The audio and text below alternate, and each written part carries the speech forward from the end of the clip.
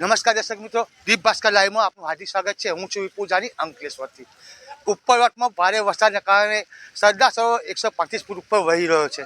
એના કારણે 15 જેટલા દરવાજા ખોલીને નર્મદા નદીમાં પાણી છોડવામાં આવ્યું છે. મારા સાથી મિત્ર આપણે બતાવવાની કોશિશ કરશે કે અત્યારે ગોલ્ડન બીચની સપાટી લગભગ 23 ફૂટ ઉપર પહોંચવા જઈ રહી છે અને આજુબાજુના ગ્રામ્ય વિસ્તારને તંત્ર દ્વારા સતર્ક કરવામાં આવે છે કે હજુ બી સપાટી વધે એવી સંભાવના છે.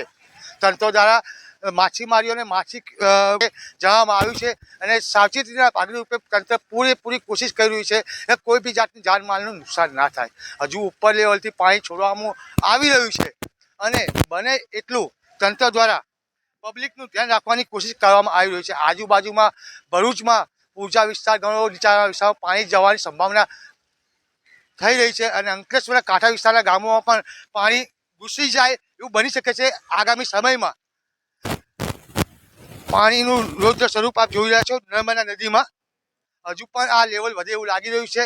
દીપ ભાસ્કર લાઈવ, વિપુલ જાની, અંકલેશ્વર.